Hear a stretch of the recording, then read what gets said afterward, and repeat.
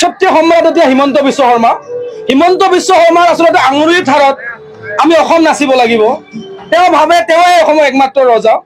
আজি আমি বঙাইগাঁওবাসী ৰাইজে বিভিন্ন জাতি ধৰ্ম বৰ্ণ ভাষা আমি শান্তিপূৰ্ণভাৱে আমি যাব ওলাইছিলোঁ পবিত্ৰ সমাধি ক্ষেত্ৰত জুবিনদাৰ। আমি আমাৰ ভগৱানক বিচাৰি যাব ওলাইছিলোঁ।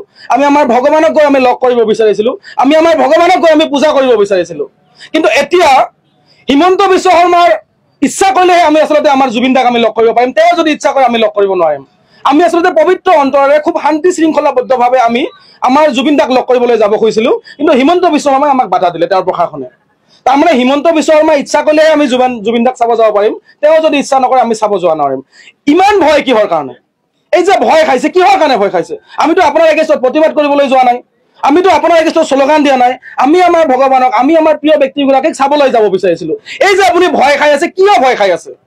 আচল ৰহস্যটো কি?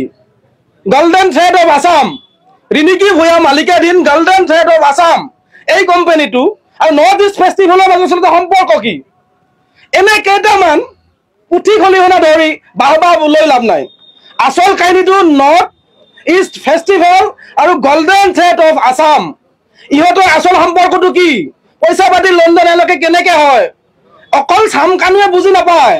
ইয়াত কোনোবা এগৰাকী আছে আৰু সেইগৰাকীক লুকাবলৈ বিচৰা হৈছে, যাৰ কাৰণে অসমত তেওঁ এনেকুৱা এটা শাসন আৰম্ভ কৰিছে। আমি আজি জুবিনদাক চাবলৈ যাব নোৱাৰা হৈছোঁ।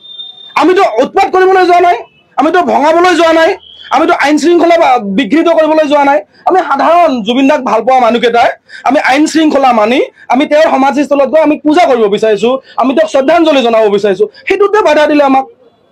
তাৰমানে ৰহস্যটো কি? কি কৰিব বিচাৰিছে আচলতে?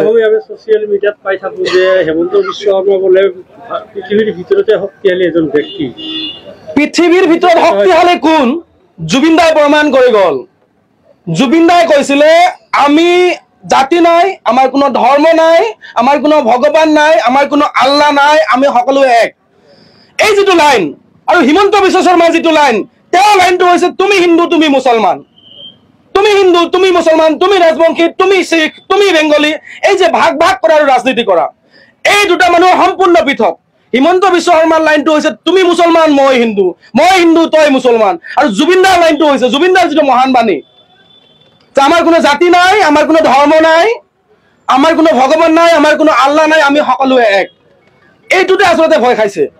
26ৰ নিৰ্বাচনৰ আগে আগে তেওঁ হিন্দু মুছলমানৰ মাজত কাজিয়া লগাব খুজিছিলে, কিন্তু জুবিনদাই কৈ গৈছিলে আমাক যে আমি সকলোৱে এক, আমাৰ কোনো জাতি নাই, আমাৰ কোনো ধৰ্ম নাই, আমি সকলোৱে এক।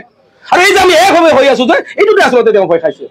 আৰু আচল কাহিনীটো হৈছে গল্ডেন থ্ৰেড অফ আছাম এই যিটো কোম্পানী আৰু নৰ্থ ইষ্ট ফেষ্টিভেলৰ মাজত ৰহস্যটো কি? এইটো CIDৰ দৰে নালাগে আমাক।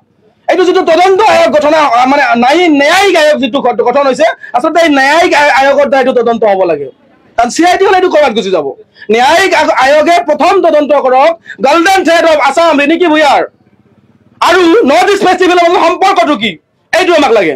আমি যাত্ৰা একচুৱেলি আমি আৰম্ভ কৰিছিলো আমাৰ বঙাইগাঁও বৰপাৰা ৰাজহুৱা খেলপথাৰৰ পৰা সোণাপুৰলৈকে। বা আমাক ইয়াত পুলিচ প্ৰশাসনে বহুতখিনি সহায় সহযোগিতা আগবঢ়াইছে। কিন্তু এতিয়া ধৰি লওক হয়তো খবৰ আহিছে যে আমি ইয়াতে মানে স্থগিত কৰিব লাগিব।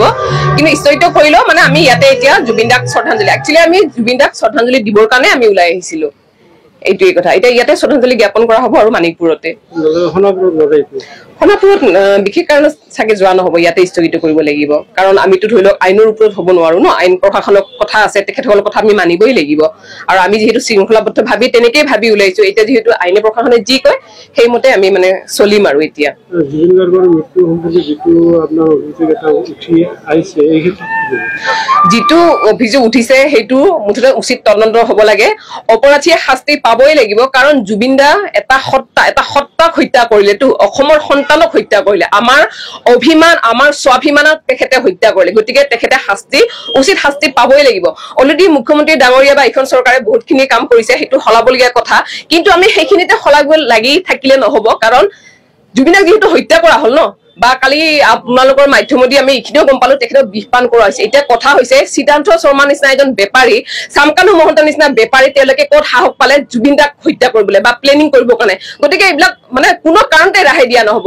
ইয়াত উচিত বিচাৰ হ'বই লাগিব। আৰু মুঠতে ৰাইজে শান্ত নাথাকে সিদ্ধাৰ্থ শৰ্মা আৰু চামকানু মহন্ত একো নোহোৱালৈকে। আমাক উচিত বিচাৰ লাগিবই, অসমবাসীক বিচাৰ লাগিবই।